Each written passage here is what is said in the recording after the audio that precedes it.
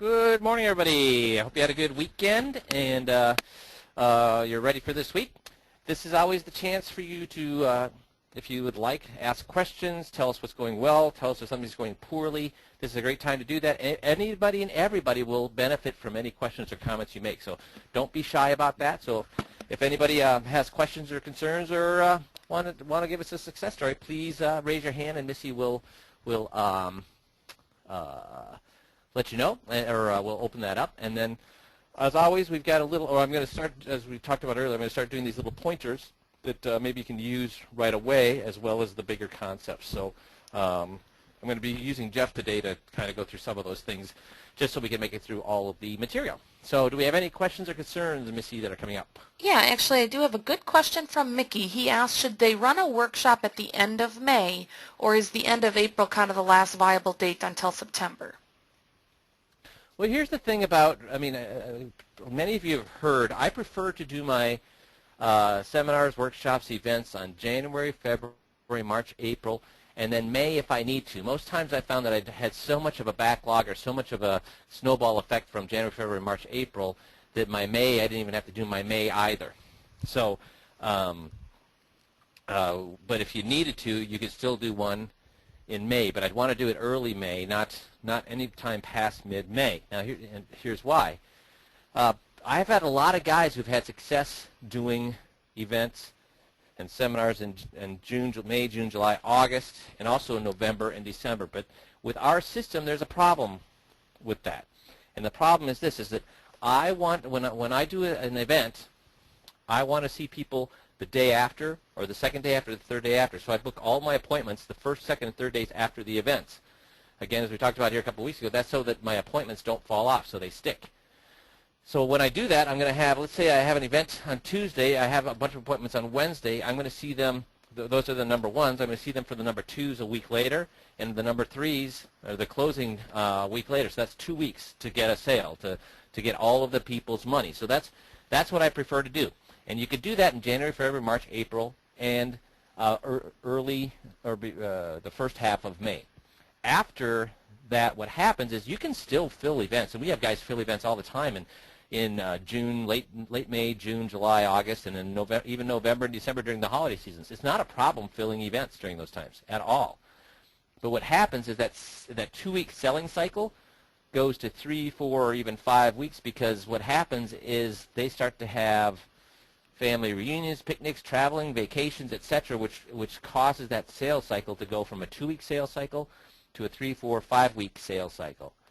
Now, and we're going to talk next week about some of the things that I'd like you to do in the summer months, which are not expensive, and but you have to do a lot of them to have good success. So we're going to be starting to talk about that next week, and then in the weeks following as we get into the summer months. But I've had some of my bigger performers say, Mike, here's the thing. I understand that when I do a seminar or an event in January, February, March, April, I'm going to make $35,000, $40,000. And I understand when I do one in June, July, and August, I'm going to make $20,000, $25,000. But Mike, here's the thing. I don't know of any other way I can make $20,000, $25,000 during those summer months, so I just look at that as a cost of doing business. The same way that a ski resort makes all of their money in the winter, but guess what they do in the summer? Do they shut it down? What do? They open it up for summer event. You know, they have the summer slide and what do they call those? Jeff, you've gone on with your family, those little alpine. Like an alpine slide or an alpine slide, and they have other things. So, but they don't make nearly as much money during the summer months as they make during the winter months.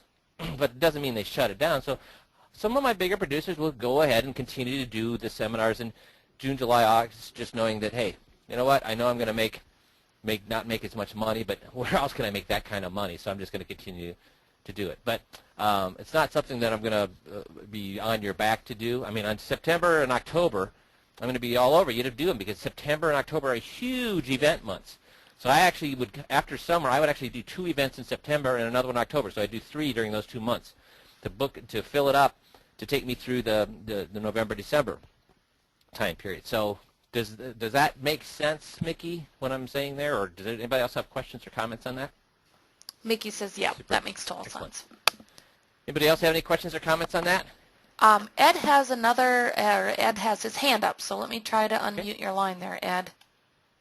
Ed, can you hear us? Can you speak? Can you hear me? Yep. Yep, perfectly. Okay, good morning. How are you doing? Hey, Ed. It's been a while. I apologize. We just finished up our tax season, Ah, okay. so we've been running around crazy doing that. Yeah. Actually, it's a multiple questions, really, if anything. One, this was probably my worst tax season ever. And we had more people coming through the office with tons of assets, but nobody wanted to do anything. Now, I know it's entirely my fault. I'm the one who's in charge of doing that and making people sit down and go over things. But I have more people who are, I'm going to wait to see what is going on than do anything mentality. And then my next question is, I have a list of all these people. Am I just supposed to put them on a drip list email, the drip program, or is there another way other than the seminars or classes that they've already been to get them to do something? First of all, I would tell you, and Jeff, you can validate this. If you follow the system and the first, second, and third meeting system, you're not going to get people who wait. Because here's the thing: if their guy is screwing them, how long are you going to wait? So, guys, think about this. If I, and we've talked about this. So if I have been planning my whole life to go to Switzerland, and I've been planning it for the last I've wanted my whole life to go to Switzerland. I've been planning for the last 3 years, and I put all my time and effort into going to Switzerland, and this is the whole thing. My life has been revolving around going to Switzerland on vacation.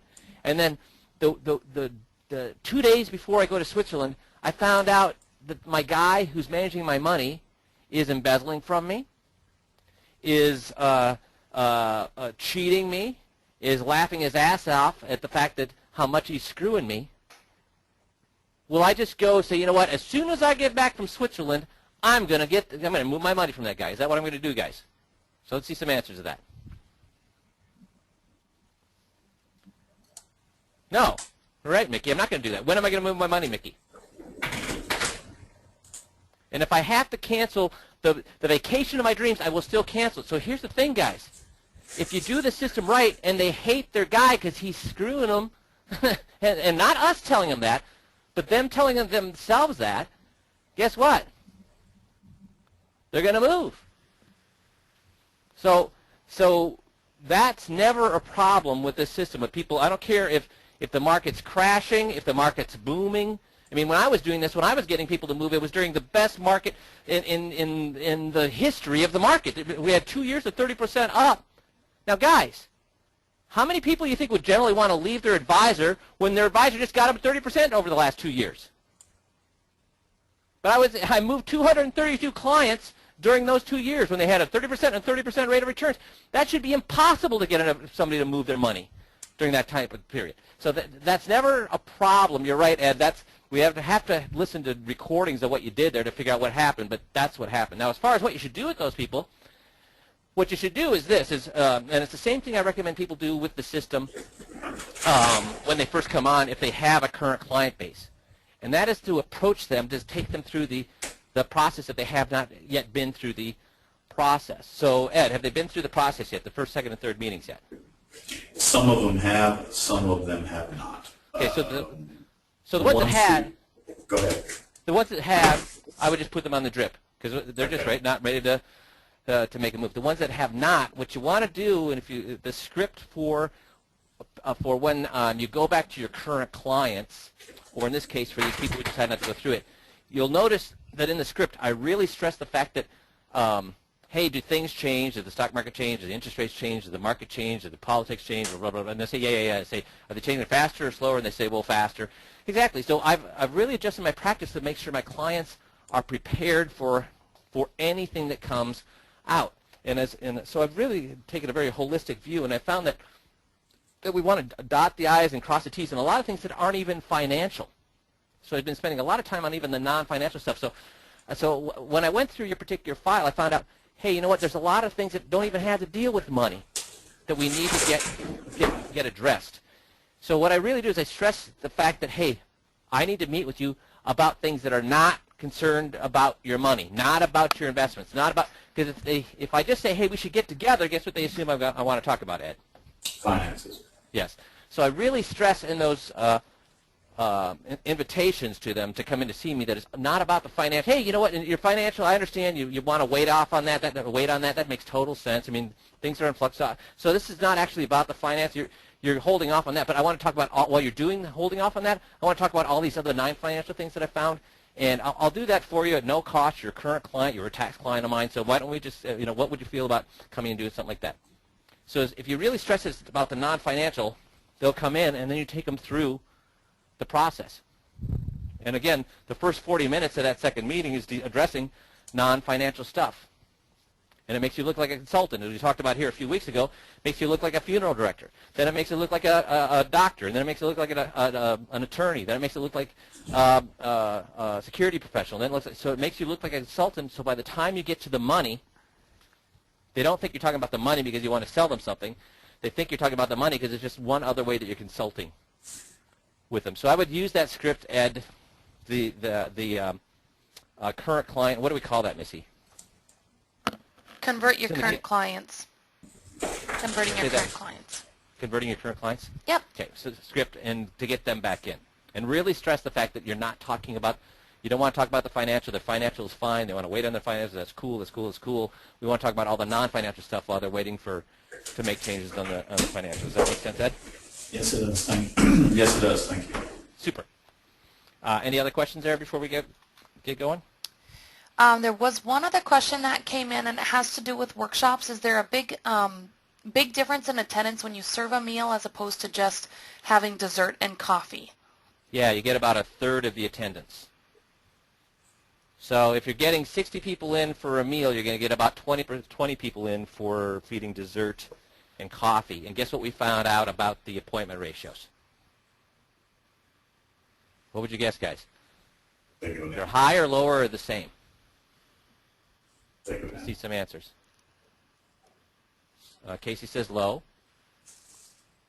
Low for which, Casey? Do you think it would be low for the meal or lower for the desserts? What do you guys think? Lower for the meals or lower for the desserts? For the desserts. Lower for the desserts. That's interesting because a lot of people lower for just the desserts. So, wow, that's interesting because most people I talk to think that, hey, I want to do the desserts rather than the meal because if I do a meal, the only people are coming is for what? The meal. I get all these plate lickers. And those people that think that way, so congratulations to all those people said that it would be lower for the desserts.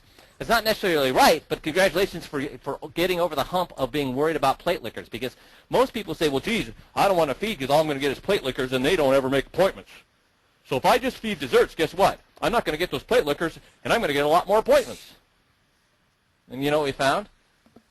Virtually zero difference between the appointment ratios of when you feed a meal and when you feed them desserts. So let me ask you a question. If that's the case, if there's no difference between the appointment ratios, we're still getting between 40 and 80% appointment ratios, 40 for people who just started and 80 for people who have been doing it, had 3 or 4 of these. What do you think we should do then if we get 60 people in for a meal and 20 people in for desserts and the appointment ratios are the same? What do you think we should do, guys? Meal. That's right, Mickey. A meal, meal, meal. Because if you get a 50, let's just use 50. If you get 50 out of the, let's say with 60, you've got buying units of maybe, let's say, just to easy math, it's probably slightly lower than this, but we'll say 40. You get 20 appointments. And if you do get 20 people in there with maybe, what would you say, 12 buying units, you can get 6 appointments. So what would you rather get? Would you rather get 6 appointments or 20 appointments? So we're always going to do the meal knowing that the appointment ratios are going to be virtually no different between the desserts and the meals. So does that make sense? Any questions on that? That looks... 3 desserts to get up to speed on the process. What is it? What do you think that means? The cost of, Mickey, you're exactly right. Mickey says the cost of invites outweighs the meal costs. So yeah, the mailing cost is you're still spending as much money to get those 20 people in the dessert one as you are going to get the 60 people at the dinner one. So your mailing costs totally outweigh. You're exactly right, Nikki. Totally outweigh the meal costs. I think And what I think what Dale is saying is that would you use desserts in order to get up to speed on the process so that you don't have so many people going through the process, but you can kind of practice on them? That would be my guess. That may be exactly what I'm saying. Just because of what Mickey said, I'm spending the same amount of money to get 20 people in as I'm to get 60 people in. And if I'm going to practice, I'd rather practice on more people than less people. So if I'm really concerned about practicing and I have a client base, I'm going to go right back to what I was talking about with Ed, which is to go back to my current client base and practice the process on them. But if I'm going to spend money, I want to get in front of as many people as possible for every dime that I spend. Now, does that make sense to everybody? Excellent. Okay. Any other questions before I get started? These are great questions. Nope, that's everything that came in. Excellent. Okay, so the pointer for this week is this. In Investment News, which is the weekly newspaper for the investment industry, on the April 12th issue, they were talking about variable annuities. And guess what they're saying about variable annuities? They're saying the variable annuity industry is in trouble. It's in trouble. So why is it in trouble? Why is it in trouble, guys? Any guesses? They're saying it's going to be less attractive for people. It's because the guarantees are sliding. Why are the guarantees sliding, do you think? Yep, you're right, Casey. Guarantees. Guarantees are sliding. And fees not only will skyrocket, but have already started to skyrocket. In just the last 12 months, they've gone from an average of 3.15% to an average of 3.65% inside the variable annuity. Guys, how much do you guys think the market's going to make on average over the next 10 years? What do you think a good stock market average would be for the next 10 years? 6, 5, I agree. 5, 6, 7. And who knows, Mickey, exactly right. But 5, 6, 7, I think that those are viable, and I think that's what most economists and most, based on where PE ratios are, based on what's happened in the history, based on a lot of things, that's what most people are saying. So if you're getting a 5, 6, 7% rate of return and 3.65% in fees, do we have a problem here, guys? Do we have a problem? Yeah, we have a huge problem. So guarantees are sliding, fees are going up, and see, and they brought up on the same Investment News article that as boomers trigger the guarantees, insurers are going to continue to do what to the restrictions on the VA features? And why, guys? Why are the VA insurance companies being forced to do this much more so than the fixed indexed annuities? That's something we could talk about for an hour.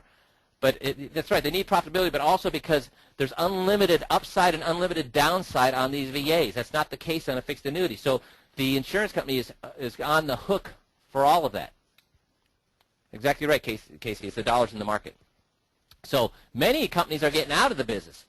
Hartford's getting out. Sun Life is already out. Genworth is getting out. The ING Group is getting out. So guys, what does it tell you, or how can you use this in your meetings? How can you use this in the meetings? Well, one of the ways you could use it is in the second meeting, if they have variable annuities, you go through after the fees and you say, and folks, here's the thing. Here's the thing. Would you want to be in an investment that disappeared? So would you like to have a Pontiac? Would you like to have bought a Pontiac right before Pontiac went out of business? If you had known Pontiac was going out of business, would you have bought that Pontiac car? What do you think they're going to say to that? No, exactly. They're going to say no. So with all these insurance, why do you think, folks, all these insurance companies are getting out of this business? Because they're worried that what? It's not profitable to them. If it's not profitable to them, what can happen to their company?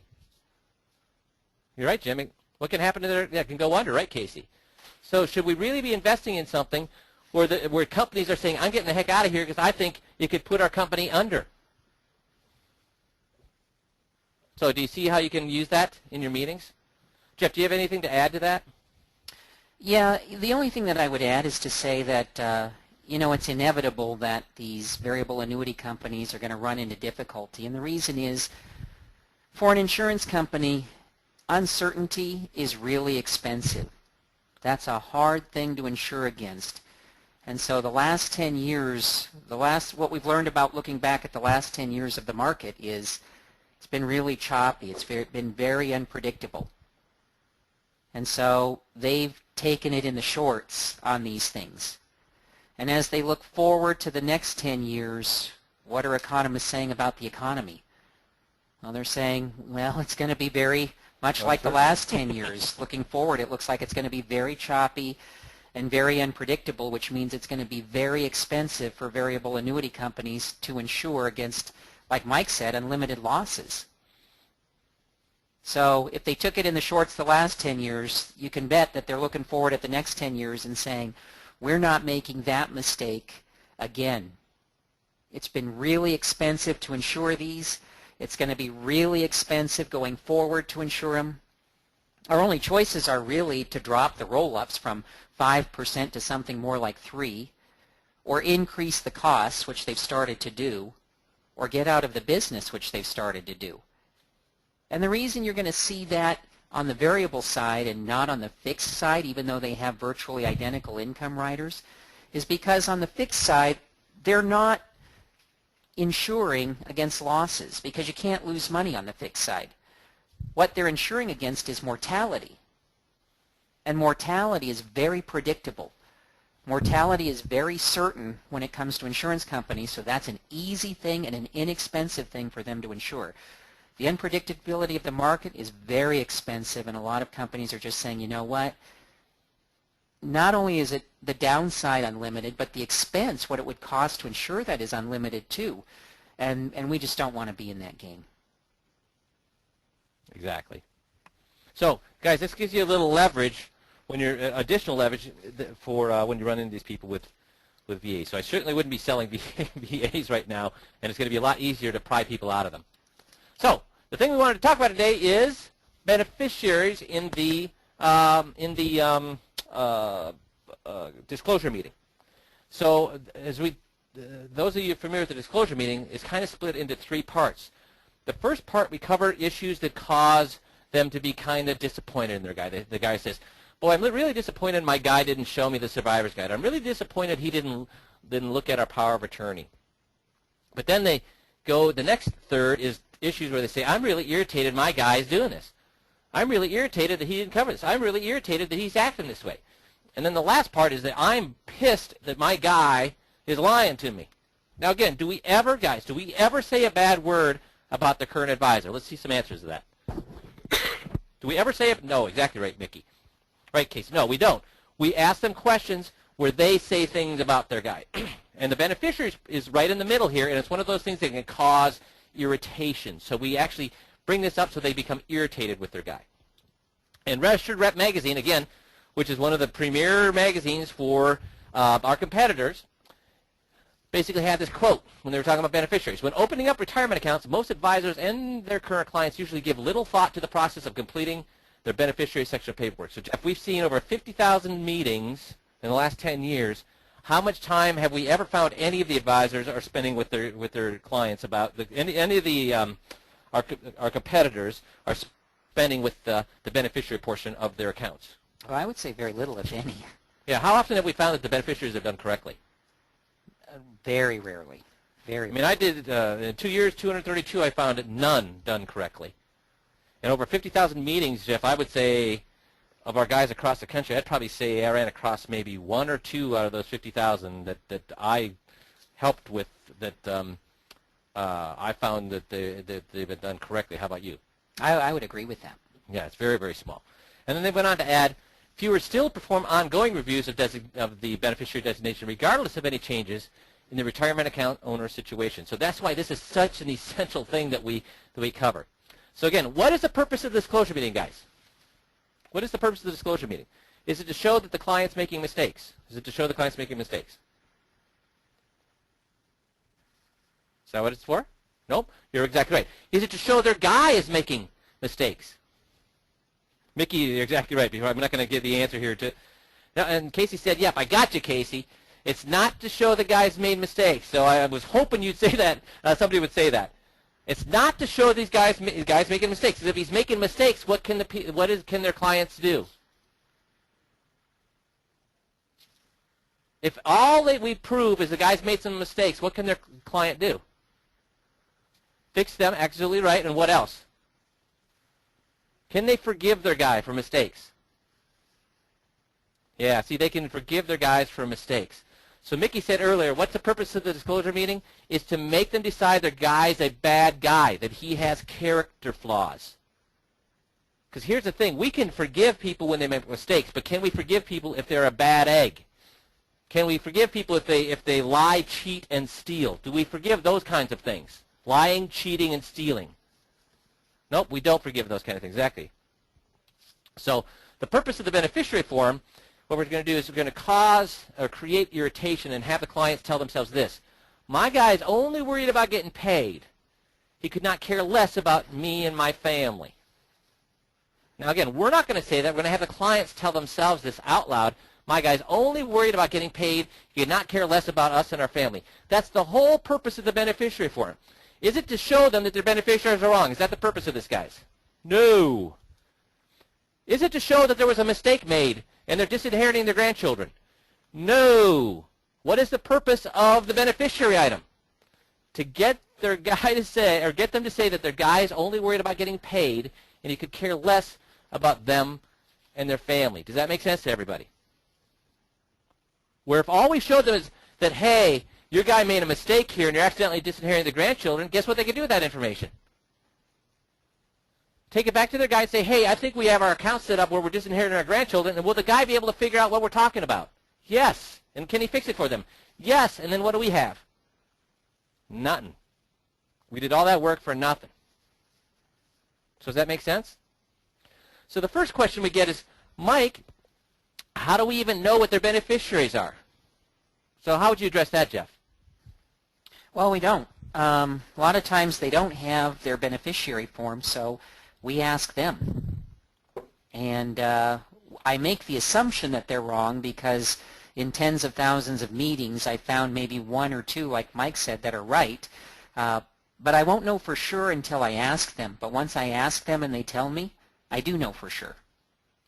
So guys, you don't need to look at the actual beneficiary form or have them dig it out because it's going to take them forever to even find that. We're going to have them tell us how they have their beneficiaries set up so then we know for sure. And that's what part of the whole script. So the basic disclosure formula for all the things in the disclosure meeting are this.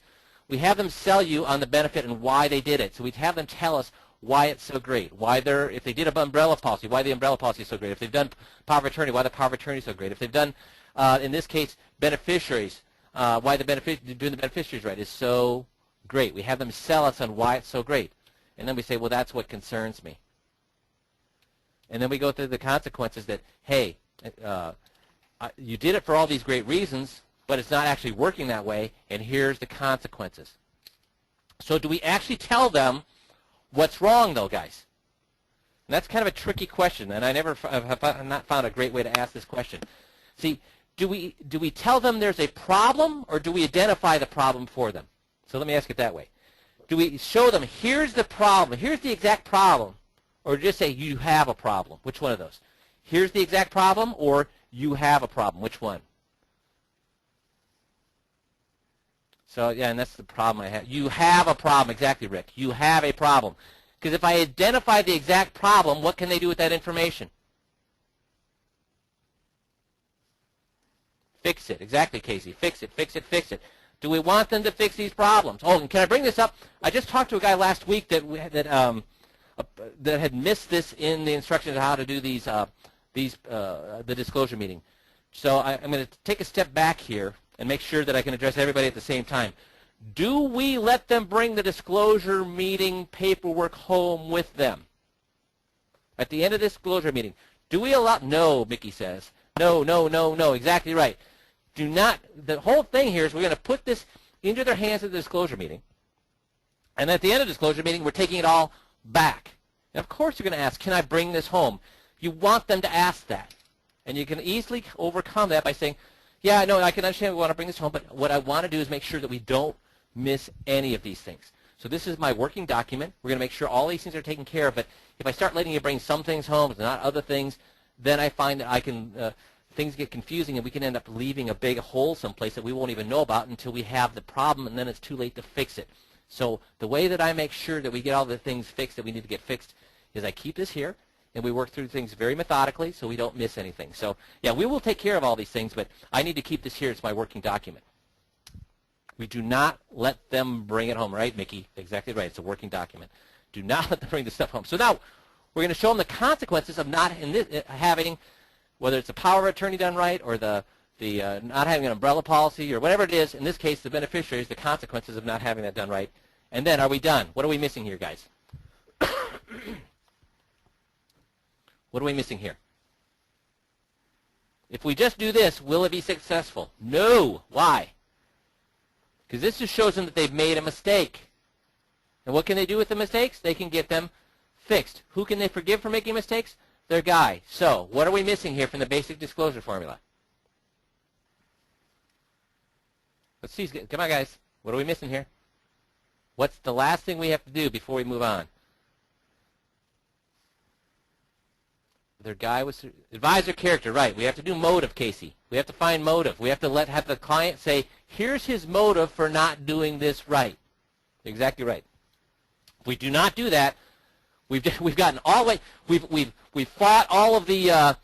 We fought through the whole armies. We've discovered the way in to find the Holy Grail, and we get all the way to the Holy Grail. And then we say, oh, that's a pretty cup, and then we walk away.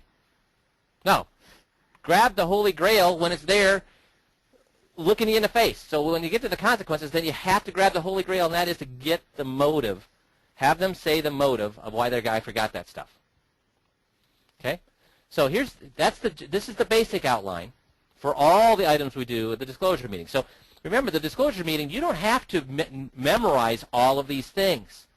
You don't have to memorize all these scripts, but you have to be familiar with what you're trying to accomplish with each one of those items, and that is to have them sell you on why they did it, or have them sell you on why they should have done it.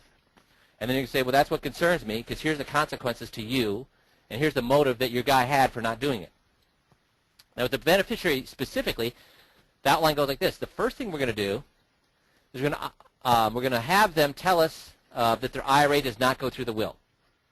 And we're going to do that in a number of different ways. But why do you think, guys, we have to make sure, well, it might be too hard for me to even ask you this question. Here's why we make sure that they understand their IRA does not go through the will. We found over and over and over that when we would show people that they were accidentally disinheriting their grandchildren, guess what they would immediately tell us? Oh, no, no, no, what? Because do any of these people want to admit that they're disinheriting their grandchildren? No. So as soon as we go through everything, and we say, so to the point where they say, look, you've disinherited grandchildren, yeah, exactly right, Mickey. They'd immediately fall back and say, well, no, no, no, no, it goes through the will. Whether it does or not, they're just trying to protect themselves from having made this horrible mistake. So they say, no, no, no, no, it goes through the will. So if we wait till the end, we've gone through all of our work, and then they say, no, it goes through the will, now we've got a problem, because that is an objection, and we're going to have to prove that they're what? What are we going to have to show them? That they're what? Wrong. And does anybody like to be wrong, Casey? Nobody does. Nobody wants to be wrong. So knowing that over and over and over we had way too many, not all the times, but way too many times that people would fall back and say, well, no, that's not the case because my grandkids get it because it goes through the will. We said, let's take care of this up front before they have anything to defend. So the best way to overcome an objection is to cover the objection before they bring it up. That's why we have this whole little story that we tell at the beginning of the beneficiary portion of the meeting about having them identify that, hey, no matter how great your will is, no matter how great your trust is, doesn't matter because your IRA, your life insurance, your retirement accounts all do not go through the will or trust. They go through the beneficiary form. That's why we do that. Then we have them draw the family tree. As Jeff was saying earlier, we don't look at their beneficiary forms. We have them tell us how they have their beneficiaries set up. And then we're going to summarize that for them. And we really hammer home how this family tree is drawn so that they cannot do what after we get done with this, guys? After we go through why do we go over and over the family tree, the family tree, the family tree, how that money goes from the spouse to the children, and it's supposed to go to the grandkids? Why do we go over that over and over and over? So that by the time we get to the point where they've identified they've disinherited their grandchildren, they cannot do what? Waffle. So once they bail on the tree, exactly right. So then after we summarize the tree, then we're going to say, well, that's what concerns me. The consequence is you're disinheriting your grandchildren, and then you hand them the knife to kill the broker. You don't kill the broker. You let them kill the broker. So let's go through this step by step. The first thing we do is the IRA doesn't go through the will. So what we start out with is something like, first of all, we get them to admit that, hey, most of their assets are where, guys? Besides their house, where are most of their assets? In investments that have what? Beneficiaries designations. So we have them say that, that their IRAs go through, that most of their assets are in their IRA retirement accounts, etc. And then we ask them, well, who do you want that to go to if something should happen to you? And they always say, well, I want my spouse again. You say, exactly. I mean, that makes sense. And then you pat them on the back and say, yeah, and that's why those forms are so important. And we're going to say, but how, or I'm sorry, before that, we say, who does it go to? They say, wife. And say, well, how do you know that? How do you know it goes to your wife? And they say, well, when I open the account, they ask me who to go to, and we fill out the form, and that's how I know it goes to them. And then we pat them on the back for doing such a good job, for thinking things through and putting their spouse down as the beneficiary. And boy, what would happen if if you didn't do that? Would your spouse be happy with you? So we again have them sell us on how smart they are to have had thought ahead to something happens to them, it goes to their spouse. Okay, and then we want to make sure though that they don't come back later and say that, hey, no, really, these assets don't go through the beneficiary form; they go through the will. We don't want them to say that, so we're going to go through the divorce story. And what the divorce story is simply we're going to walk them through a scenario where this a woman had married a really bad guy and had him down, obviously, as a beneficiary on her work account, and then she divorced this guy, married a great guy, had kids, went to the best attorney in town, put together a trust and a will, and who did she name as the beneficiaries in the trust and will? Well, obviously the good husband and the children, exactly. And then unfortunately she died, and as they're going through all of the paperwork, guess where most of her money was? Well, it was in the retirement account. And guess what? Even though she did the will and the trust, guess what she forgot to change? Oh, she forgot to change the beneficiary forms. And then we go through this whole conversation. So even though she went to the best attorney in town, had the best will and the best trust done ever in the whole world, did that help her? Well, no. Why didn't it help her? Because, well, she didn't change the beneficiary forms. Yeah, but wouldn't the will and the trust bypass the beneficiary forms? Well, no, they wouldn't. So we have them tell us over and over and over that the will or the trust does not have any effect whatsoever on the beneficiary form. So when we get to the end, guess what they can't say, guys? Oh, well, no, this goes through the will. They can't say that because they've told us 10 times that it doesn't matter what their will and their trust says. The stuff in the beneficiaries did not go through the will or the trust. Does that make sense, everybody? Why we do that story? We don't want them to come back on us on that. Does that make sense? Okay, everybody says yes. Okay, good. So then we're going to say, now why is it important? So again, they say it in their own words. We always use the essay question to make sure they what? Because all they're doing is shaking their heads and saying, yep, yeah, I understand, yep, yeah. What do you know about them? Nothing. You have no clue. Do you know if they got it? Well, no, you don't. Maybe they did. Maybe they didn't. The only way you understand they get your point is if they what? Repeat it in long form. Not a yes, not a no, but explain to us. So we always end these things. Whenever I'm making a point, I always end with the question, why? Does that make sense to everybody? Anybody have any questions on that? And it's a very difficult thing for advisors to ask for some reason. You always have to ask why. So then they'll say in their own words, well, because, the retirement accounts go through the beneficiary forms. It doesn't matter if you have the best will or trust in the world. It's not going to matter because it goes through the beneficiary forms. So we want them to actually say that in their own words. Okay? Any questions on that step? Okay. So then we're going to have them draw the family tree. In your disclosure proposal, it'll actually draw a tree for you. I prefer to take out a yellow pad and have it and draw it. But you can do it either way. Use the one in the proposal, or you can have draw one yourself on the yellow pad. Okay? So what we're going to do at that point is we're going to say, repeat this again. So if something happens to you, it goes to where? And they're going to say to the spouse. And you say, and how many children do you have again? And they'll say 3. So you'll just draw the 3 little For those of you that are, let me see if I can pull up my pad here. Is anybody not aware of what this tree looks like as we draw it? Can I see that? So if everybody's aware, I'm not going to bother pulling out my pad. Okay, it looks like everybody is aware of what I'm doing. So I'm going to have a circle, then I'm going to connect another circle, which is their spouse, then I'm going to draw 3 circles below that and connect that. That's their 3 kids. So I'm going to have them tell me, see, they're telling me how they're putting it together. And then I say, so then, maybe I better do this. So then I'm going to say, and then you, obviously, you want your oldest child to get 90% and the other 2 to split it, right? Why do I do that? Why do I exaggerate and say that? Because I want them to say a phrase. What phrase do I want them to say, guys? What phrase do I want them to say?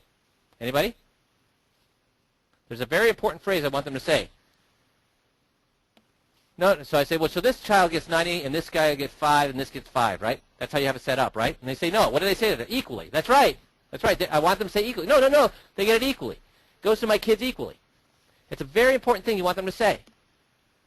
Because everything hinges on them saying, no, I want it to go to my kids. And say, yeah, exactly. It goes equally, right? So it's going to go 1/3, 1/3, 1/3. Because what would happen to these 2 kids if this one got the most? What would happen? So you haven't explained why it has to be equally. I want them to say over and over, just one time, Jeff, or over and over and over that the kids get it equally. No, they have to explain it over and over and over because we don't want them walking back on that. So it's another thing, as Casey said earlier about the whole beneficiaries do not go through the will or trust, so they don't bail on that. We don't want them to bail on the fact that the kids get it equally. We want them to say the kids get it equally. And then we say, so how many kids does this one have? Well, they have 2. How many kids does this one have? None. How many kids does this one have? They have 1. And then we're going to say, so obviously, now if something would happen to this person, you'd want it to go to where? Well, and they'd say, oh, to my grandkids. Exactly. And I say, of course, because let's get rid of these 90 and 5. And why would you want it to go to them? And we'll have them explain it. Because, they've lost a breadwinning parent, and, they need it for college. And so we have them explain why that's so important. And say, and of course, and do you love your grandkids? And they're going to say, yeah, I love my grandkids. And then we're going to go through this whole process of, are you the only person that loves your grandkids? No, everybody loves their grandkids. If I have 100 grandparents lined up in a row and said, what percentage of those people love their grandkids? They say all of them. Yeah, and I say if one of them didn't, everybody would look down the line at that person and think what? That they had a problem. So we have them say over and over and over and over and over that they love their grandkids. So again, they can't say what at the end. Well, I don't really know my grandkids. I think they get what they want. They'll come with all sorts. See, what I'm removing is all the excuses they can give me at the end when they finally realize that, holy crap, I'm disinheriting my grandchildren accidentally. You don't want them to go back and say, well, no, it goes through the will of trust. You don't want to go back and say, well, no, that's not how it's set up. You don't want to go back and say, well, I don't love my grandkids. See how we're removing all those excuses they may give us at the end. Does that make sense to everybody? We're removing all of those excuses they may have. So I'm going to have them tell me how much they love the grandkids, how much they love the grandkids, and then I'm going to say, well, that's what concerns me. See, the kids equally love grandkids. I'm going to say, that's what concerns me. Oh, I'm sorry, not yet. So I'm going to say, I'm going to summarize. So I'm going to say, see where I say summarize the tree? I'm going to have them again tell me, so the kids get it. So if something happens to you, it goes to your wife. If something happens to her, it goes to the kids. See, and then I'll say, that's exactly what I see. Yeah, no, that's exactly what I see. When you said the kids get it equally, when I looked at, at your accounts, that's what I assumed you were doing, and now you're saying that's exactly right? Well, that's exactly what I see. So now they've told me over and over and over that what? How their beneficiaries are set up. And have we looked at their beneficiary form, guys? Do we have any? No, we haven't, have we? But have they told us how their beneficiaries are set up? Yes. So that's why we can continue with this process. We're going to say, well, see, that's what concerns me. And then we're going to walk them through the consequences that they're disinheriting their grandkids. So again, we're going to say, how many kids do you have? And they say 3. Right? And we say, so yeah, 3. So that means that if something happens to you, the kids get it what? Equally, which means one child is going to get what, Jeff? 1/3. And the other child is going to get what? 1/3. And the other child is going to get what? 1/3. Yeah. So and that's the way we want it to go, right? Right. And that's no matter what we do. Isn't that how things work? So if I was going to have a if I was going to divide, I don't know, anything by 1/3. If I wanted my 3 children to get equally, and let's say that I was going to give them, I don't know, a pile of dirt, and I wanted to give them equally, one child would get how much? A third. And the other child would get what? A third. And the other child would get what? A third. And how about a pie? If I want to divide a pie equally? Each one would get a third of the pie. A third and a third and a third, right? And if and with your retirement account, again, if God forbid something happened to you, you go to the children again, each one would get how much? Each one would get a third. Yeah.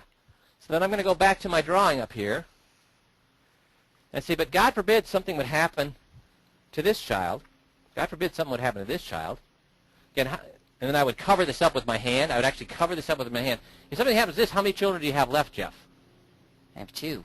2. And if I have a pile of dirt and I want to divide that by 2, how much would each person get? Half. Half. If I had a pie and I wanted to divide it equally among those two people, how much would one person get? A half. And how much would the other person get? The other half.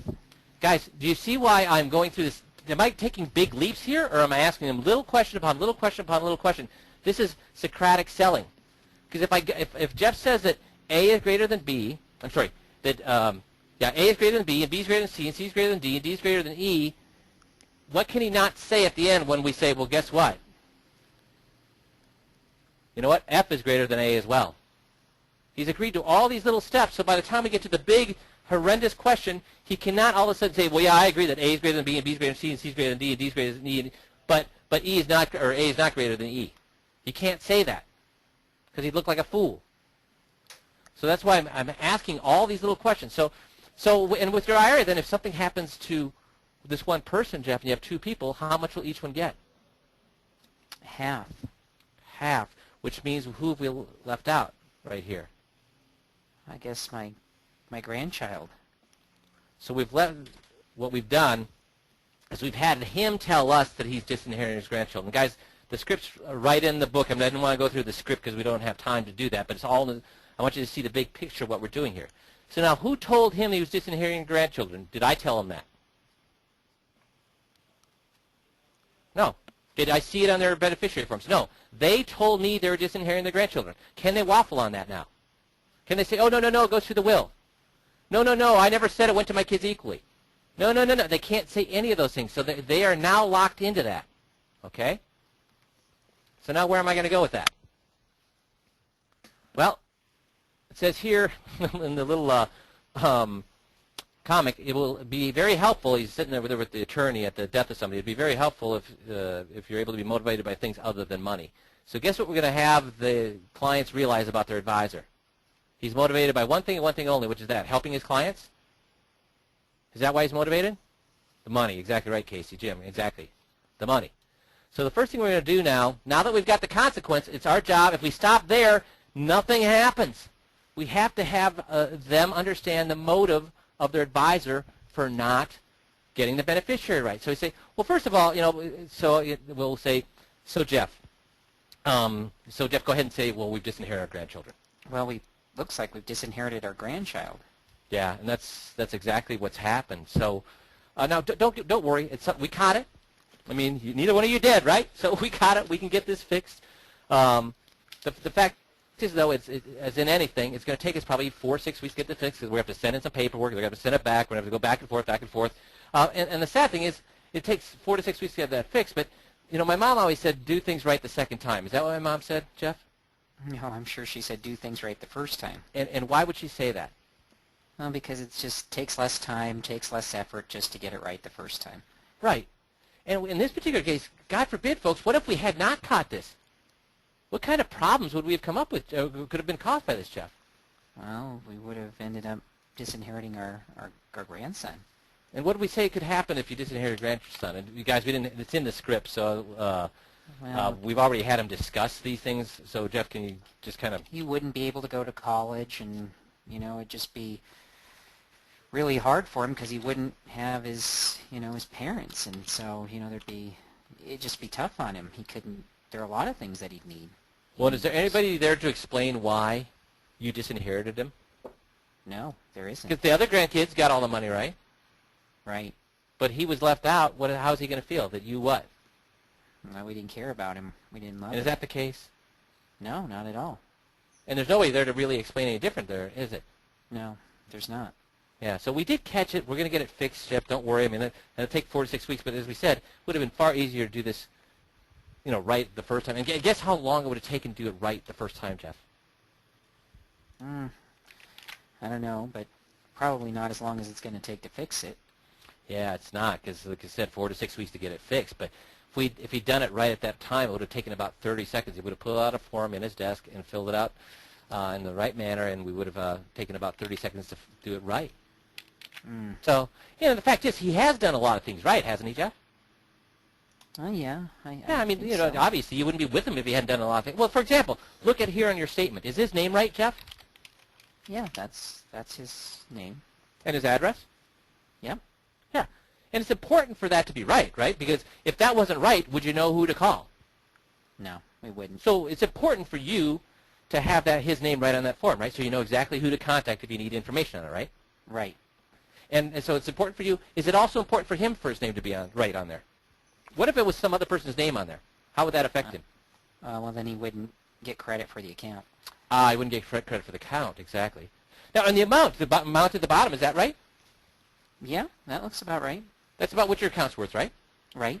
Yeah, and that's important, isn't it? I mean, you want to get fair credit for everything that you put in there, right? Right. So that's important to you, isn't it? Yeah, I mean, we want to make sure it's doing well. Absolutely. And is that number right there? Why does your advisor want that to be right? Well, he wants to make sure he gets paid on it, I guess. Oh yeah, I mean, if that number was $1 million, I mean, we wish it was. If it was $1 million, would that affect him differently than than the $300,000 that's in it right now? Yeah, he'd make more on $1 million than he would on the account we have now. Yeah. So he got what right? He got his name up here. Did he get that right? Yep, he did. Did he get the amount right? Yep, he did. Yeah, but what did he get wrong? It looks like he got the beneficiaries wrong. So what did he get right? He got his name and he got the amount. And why did he worry about his name and the amount at the bottom? Well, so that he would get credit for the account and get paid on it. Yeah. But do you think that the company pays him a bonus if he gets the beneficiary right? No, I'm sure they don't. No. So what did he get right and what did he not get right? Well, he got the things that affect his pay right, and he just didn't get the things that affect us right. Yeah, because so I mean, and it's important to get those other things right, but money's important to you, but what else is important to you? Well, family's important. Family's more important, really. It's more important, isn't it? Right. And do you think that his family is important to him? I'm sure they are. Yeah. So do you think it's a huge leap for him to assume that your family is what? Well, that our family's important to us. So if he was going to make a mistake, an assumption, he should have assumed that you didn't care about your family, or you. Oh, that we did. Yeah. But he spent all the time making sure what was right. Well, the things he makes money on. And couldn't care less about what? The things he doesn't make money on. The things Yeah. that, like our beneficiaries, like our grandkids. Like your grandkids. So, again, we're going to get this fixed for you. We're going to make sure we get all of the things arranged the way they should be. But it would have been easier to do it right when? Well, when we opened the account. Yeah. And the only reason that didn't happen is why? It just wasn't a big deal to him, I guess. And it wasn't because? Well, he doesn't make any money on it. Yeah. So we'll get that fixed. So, guys, how certain am I now that they get the fact that their advisor could care less about them and their family and is only worried about making money? How certain am I? Kind of certain, maybe certain, or really certain? 100%, Casey, exactly right. I don't want to be 50%. I don't want to be 70%. I need to be 100% certain that he gets that guy did it because he could give a rat's patootie about them and their family. Now, did I say a bad word about their guy during that whole conversation, guys? Nope. Who said it? Jeff did. So I know it seems like it's a long way to get there, but if you try to take a shortcut, Jeff, what's going to happen? Well, they're not going to assign blame to him. They're going to think it's just a mistake. Something that can be fixed easily by anybody. So the reason it takes so long is to make sure by the time we get to the end here that they say in their own words, that my guy didn't do because he could care less about me. The only thing he cares about is himself and making money. He doesn't care about me and my family. I need to go through all those things so we get to that point. If instead I get to the end and we're arguing about whether the beneficiaries go through the will or the trust, or if we're arguing about the fact, well, I don't think that's the way my beneficiaries are set up. If we're arguing about any of those other things, even if I'm able to overcome those objections, how comfortable is it going to be rolling into, why do you think he did that? Not very. So it's better to spend the time up front to make sure you don't have those objections that about the will or the trust, the assets going through the will or the trust, that you don't have the objections, but I don't think my beneficiaries are set up that way. You don't want either of those objections to come up because you want them to say, whoa, I'm disinheriting my grandchildren. Holy cow, I didn't know that was happening. You want them to say that because then it's a very small walk to them realizing that SOB didn't do it because he could care less about me and my family. He just wants to make money off of me. Because, guys, how much convincing does it take if you do it right? How much convincing? Well, here's the thing. If somebody who is neutral walked up to a client and said, do you think your advisor is trying to make money off of you? How hard of a push do you think it's going to take for them to realize it, or for them to admit that he's probably trying to make money off of them? A hard push or a gentle push?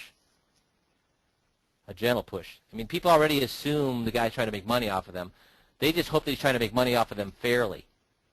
So our job is not that difficult if you do it right. But if you get into a push-me-pull-you with these objections, because they're going to try to defend themselves and their guy. Why do they want to defend their guys? Why do they want to defend their advisor? Because it's a direct reflection on them. Not on their advisor, but on them. They picked him. Exactly right, Casey. They picked him, so it makes them look foolish. So they're going to try to defend him. Even if they know in their heart that it's wrong, they're going to still defend him until they're away from you because they don't want to look foolish in front of you. That's why we can't tell them the guy's wrong. That's why we have to walk through these a little bit longer scripts to make sure that they can say the bad things and not us. Because if we say the bad things, they realize the only reason we're saying bad things about their guy is why, guys? Why do they think, if we say bad things about their guys, why do they think that we're saying bad things about their guy? We have an agenda. What's our agenda? We have a reason to call their guy bad, which is what? We want their money. Exactly. We want self-serving. We want their money. So the only person that can say bad things about their guy is them, and it takes a while to get there. And Jeff, if you take a shortcut to get there, what happens? Well, you blow it. There's only two reasons. There are only two shortcuts you can really take. The first shortcut you could take is just to skip the motive altogether. And if you skip the motive altogether, well then they're just going to think that it's a mistake that's easily fixed like we talked about. The other shortcut you could take is instead of having them tell you that their guy did it because he doesn't care about them, is for you to tell them that. And like we just said, if you do the talking, if you're the one that says that, they're just going to think you're saying that because you want the account. And that's going to get you nowhere. They're going to go back to their guy and get things fixed with him.